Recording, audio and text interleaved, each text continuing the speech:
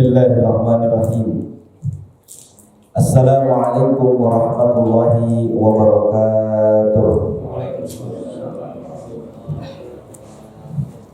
Alhamdulillahi rabbil alamin. Wassalatu wassalamu ala asyrafil anbiya'i wal mursalin Sayyidina wa maulana Muhammadin wa ala alihi wa ashabihi ajma'in, amma ba'd. Para jemaah yang dimuliakan Allah Subhanahu wa taala, alhamdulillah di pagi yang berbahagia ini kita bisa berjumpa kembali. Tentu saja semuanya berkat rahmat dan karunia Allah Subhanahu wa taala, sehingga para jemaah bisa melaksanakan ibadah, melaksanakan kewajiban-kewajiban sebagai bentuk rasa syukur yang kemudian wajib disyukuri kembali. Inilah sebabnya mengapa rasa syukur yang kita panjatkan kepada Allah tidak cukup untuk membalas semua karunia Allah, sebab syukurnya itu sendiri adalah rahmat Allah yang perlu disyukuri. Jadi muter gitu. Kita sholat dalam rangka bersyukur, tapi bisa sholatnya sendiri itu adalah karena rahmat Allah yang perlu kita syukuri. Bisa syukurnya aja itu rahmat Allah yang perlu kita syukuri. Jadi memang nggak ada habisnya, tidak akan ada ujungnya sampai Nabi Musa mengatakan, "Ya Rabb, bagaimana aku bisa menunaikan rasa syukurku kepadamu sementara semua amal ibadahku dari awal sampai akhir itu tidak akan bisa membalas satu karunia yang Kau berikan." Jadi ketika kita ingin membalas karunia Allah berupa kesehatan misalnya, lalu kita sholatnya sendiri itu karunia Allah yang perlu disyukuri, dan kita mensyukuri nikmat sholat, syukurnya itu sendiri adalah karunia Allah lagi yang perlu kita syukuri. Jadi memang rasa syukur kita kepada Allah Subhanahu wa taala itu tidak akan pernah ada ujungnya dan tidak akan pernah ada habisnya. Akan tetapi Allah Subhanahu wa taala memang telah memberikan satu prinsip, disebutkan oleh para ulama, baik ketika menerima rasa syukur dari seorang hamba ataupun ketika memberikan sesuatu kepada seorang hamba, itu ada takarannya. Kemarin saya mendengar sebuah video penggalan ceramah dari seorang syekh. Sesungguhnya Allah Subhanahu wa taala memberikan nikmat dan karunia kepada kita sesuai dengan ukurannya. Sesuai dengan ukurannya. Tapi kemudian diberikan kepada kita sesuai dengan ukuran kita. Karena dikhawatirkan kalau tidak sesuai dengan ukurannya nggak kepake. Ya, sebagus apapun barang itu kalau nggak sesuai ukurannya nggak kepake. Sepatu mahal, tapi kalau ukurannya 28 kan Bapak nggak bisa pakai juga. Atau kalau ukurannya kebesaran juga nggak bisa kita pakai. Maka kemudian ketika Allah Subhanahu wa taala memberikan sesuatu kepada manusia, Allah berikan dengan ukurannya, tapi ketika disampaikan kepada manusia diberikan sesuai dengan ukuran manusia. Sesuai dengan ukuran manusia, biar kepake. Nah, masing-masing kita ini punya ukurannya. Ada orang yang ukurannya kalau dikasih 1 M rajin ibadah. Tapi ada orang yang kalau dikasih 1 M, nggak bisa ibadah lagi dia. Ada. Makanya ditakar oleh Allah Subhanahu wa taala. Nah, ini kegedean segini nih. Ini kekecilan segini nih. Ada orang kalau dikasih rezekinya sedikit, sulit bagi dia untuk ibadah. Banyak begitu. Faktanya begitu kan? Banyak orang yang kalau dikasih rezekinya sedikit, sulit bagi dia untuk ibadah. Makanya Allah berikan rezeki yang banyak agar dia bisa konsisten beribadah. Tapi ada orang yang kalau dikasih banyak justru gak bisa ibadah, maka Allah kasih sedikit dia, sesuai dengan perhitungan Allah Subhanahu wa Ta'ala. Tapi giliran rasa syukur, sebagaimana yang pernah kita sampaikan, Allah meminta syukur dari kita itu sesuai dengan ukuran kita. Allah terima. Kita bisanya syukur begini, Allah terima. Kita bisa syukurnya lebih dari ini, Allah terima. Kita bisa syukurnya kurang dari ini pun Allah terima. Itu enaknya menjadi hamba Allah Subhanahu wa Ta'ala. Ketika memberi, Allah berikan sesuai dengan ukuran dia. Ketika menerima rasa syukur dari kita, Allah terima sesuai dengan ukuran yang kita miliki. Ya, kita baru bisa begini syukur. Padahal syukur itu kan 3 rukunnya. Kalau tidak sempurna yang 3 ini, syukurnya tidak akan pernah lengkap. Pertama, bagaimana hati kita menyaksikan keagungan Allah Subhanahu wa Ta'ala. Kita dapat nikmat. Maka yang pertama kali terjadi dari proses syukur itu adalah hati kita mengakui, oh ini dari Allah. Ketika kita mengakui ini semua dari Allah, tumbuh cinta kepada Allah. Seperti kalau saya dikasih mulu nih sama bapak-bapak, tiap kesini dikasih, tiap kesini dikasih, kan lama-lama tumbuh rasa cinta. Tumbuh rasa cinta lama-lama. Kalau ada tetangga, tiap hari kita berikan hadiah, tumbuh rasa cinta kepada kita itu. Nah, kita diberikan setiap hari nikmat dan karunia oleh Allah Subhanahu wa Ta'ala, lalu kita mengakui, oh ini semuanya dari Allah. Masa nggak tumbuh cinta?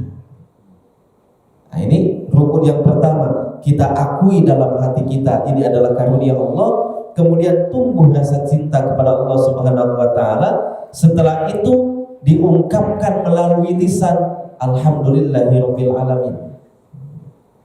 Diungkapkan melalui lisan dengan ucapan-ucapan hamdalah, dengan ucapan-ucapan pujian kepada Allah Subhanahu wa Ta'ala.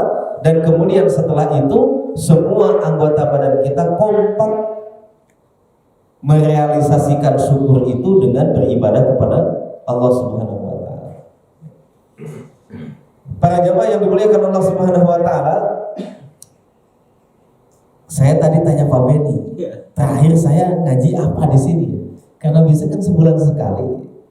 Dan saya punya kurikulum ngajinya. Ya. Dulu kurikulum kita adalah Al-Qasas Al-Quraniyah. Ya. Saya anggap selesai, sudah mewakili, kemudian beralih ke Al-Qasas An-Nabawiyah, kisah-kisah dari hadis Nabi SAW. Cuma saya lupa, itu terakhir yang mana yang saya sampaikan gitu. Ya. Ternyata Pak Benny juga lupa. Kau apa Pak terakhir saya di sini ngaji? Aduh, wasiat. Berarti saya nyelang dulu. Baik. Hari ini kita akan membicarakan sebuah kisah yang luar biasa. Saya ambilkan dari kitab Riyadhus Shalihin yang sudah khatam bapak-bapak baca ya bersama Ustaz ini. Alhamdulillah. Dalam bab as-sidqi, dalam bab kejujuran. Ya. Beliau cantumkan kisah ini dalam bab kejujuran. Di hadis kelima diriwayatkan dari Abu Hurairah radhiyallahu anhu. Qala, beliau berkata, qala Rasulullah sallallahu alaihi wasallam, Rasulullah sallallahu alaihi wasallam bersabda, Ghaza nabiyyun minal anbiya. Ada seorang nabi di antara nabi-nabi Allah Subhanahu wa Ta'ala, salawatullahi wasallam alaihim, berperang di jalan Allah Subhanahu wa Ta'ala. Jadi ceritanya ada seorang nabi yang memimpin peperangan di jalan Allah Subhanahu wa Ta'ala. Nabi yang dimaksud menurut para ulama adalah Nabi Yusha bin Nun. Boleh nanti kalau bapak-bapak punya anak lagi, namanya Yusha. Ponakan saya namanya Yusha. Yusha bin Nun, putranya Nun. Dari istri yang ini boleh, jadi yang istri yang lain juga silakan. Tapi ini anaknya namanya Yusha bin Nun. Siapakah Yusha bin Nun ini? Beliau adalah keturunan generasi ketiga dari Nabi Yusuf alaihissalatu wassalam. Nah, jadi beliau ini masih keturunan dari Nabi Yusuf alaihissalatu wassalam. Beliau adalah murid dari Nabi Musa. Beliau muridnya Nabi Musa. Jadi kalau kita baca surah Al-Kahfi tentang perjalanan Nabi Musa bertemu dengan Khadir alaihi wassalatu wassalam, kita akan mendapatkan satu penggal episode ketika Nabi Musa berkata, wa idh qala Musa li fatahu, ketika Nabi Musa berkata pada pelayannya. Nah, pelayan inilah muridnya Yusha bin Nun. Ketika Nabi Musa berkata pada pelayannya, la abrahu hatta ablugha majma'al bahraini aw amdiya huquba. Aku tidak akan berhenti berjalan sampai aku berjumpa dengan orang yang saya cari, atau aku akan terus berjalan dalam waktu yang sangat lama. Nah, ini kisah Nabi Musa mencari ilmu. Dikasih alamatnya cuma begitu. Ada guru di sana, kajian. Di mana masjidnya? Di pertemuan dua laut. Kalau kita puyeng digituin. Di mana masjidnya? Pokoknya kalau ada persimpangan, nah di situ masjidnya. Itu masjid di simpangan itu kan banyak. Ya. Kalau kita udah nggak akan jalan itu. Nabi Musa dikasih tahu oleh Allah Subhanahu Wa Taala ada seorang guru. Oh, di sebuah tempat di pertemuan dua laut. Cari di situ. Nabi Musa nggak pakai GPS, langsung jalan dicari itu orang. Beliau berjalan itu menuju Nabi Khadir itu ditemani seorang pelayan, itulah Yusha bin Nun. Kemudian Allah angkat menjadi nabi pasca wafatnya Nabi Musa alaihissalatu wassalam. Ini pertama, pelajaran yang sangat berharga adalah tentang pentingnya tarbiyah, pentingnya pendidikan. Ini orang dididik oleh Nabi Musa menjadi seorang yang luar biasa, keimanannya begitu kuat, begitu kokoh. Lalu diangkat oleh Allah menjadi nabi.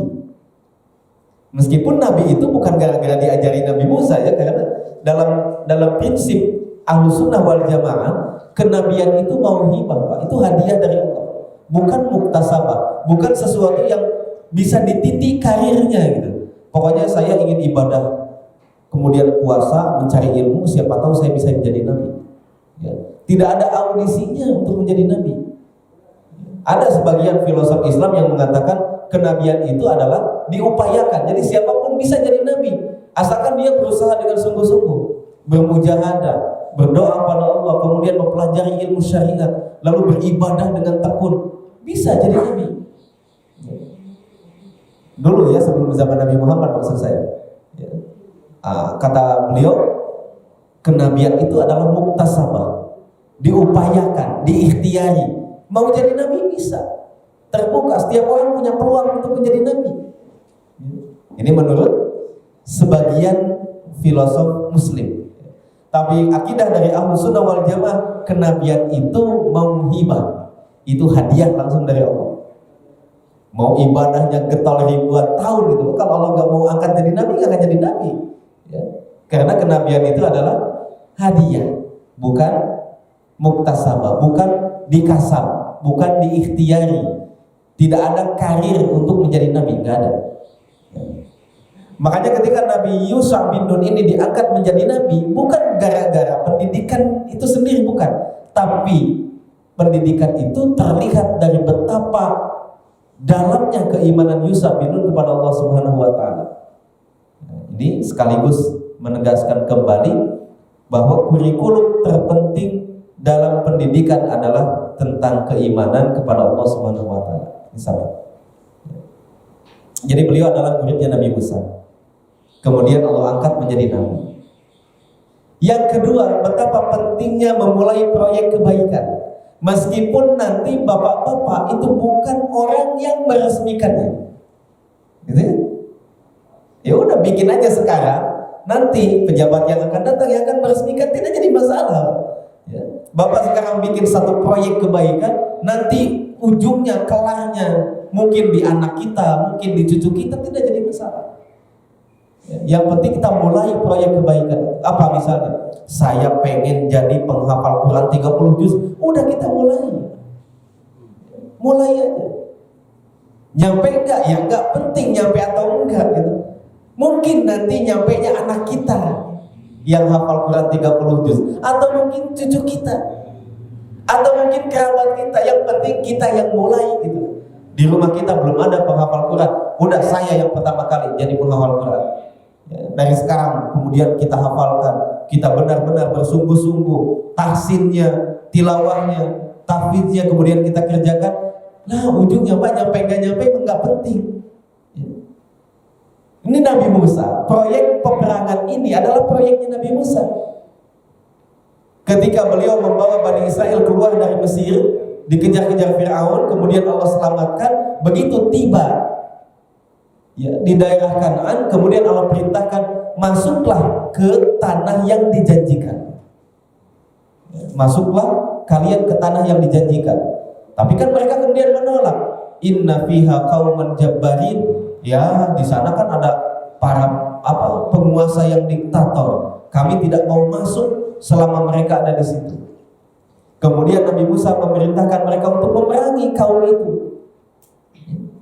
Tapi mereka menolak. Mereka menolak.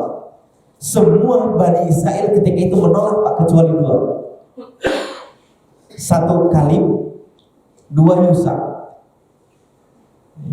Jadi semua orang itu menolak. Baru aja kita nyampe di sini udah disuruh perang. Mana di sana orangnya galak-galak lagi. Lalu mereka mengatakan, idhab anta wa rabbuka faqatila innaha huna qa'idun. Ya Musa, kalau engkau mau berperang silakan berperang dengan Tuhanmu, kami tunggu di sini. Kecuali dua orang Pak yang mau ikut perang itu. Satu Kalib, yang kedua adalah Yusha bin Nun. Ini rahasianya kenapa kemudian dipilihlah sebagai murid itu Yusha bin Nun. Lalu kemudian orang-orang yang menolak ini dihukum 40 tahun. Dalam waktu 40 tahun itu semua mati. Ya namanya juga udah 40 tahun ya. Kalau mereka keluar bersama Nabi Musa dari Mesir itu di usia 30, kan 40 tahun kemudian udah usia 70-an. Meninggal satu persatu, tinggal menyisakan Yusha bin Nun. Jadi yang dulu pernah menolak itu mati, tinggal yang tersisa anak keturunan mereka. Nah anak-anak mereka inilah yang kemudian dibina oleh Yusha bin Nun dan kemudian dijadikan tentara untuk menaklukkan tanah yang dijanjikan. Kebayang ya sejarahnya gitu. Jadi kenapa Yusha bin Nun yang memimpin itu? Karena Nabi Musa sudah wafat, Nabi Harun sudah wafat.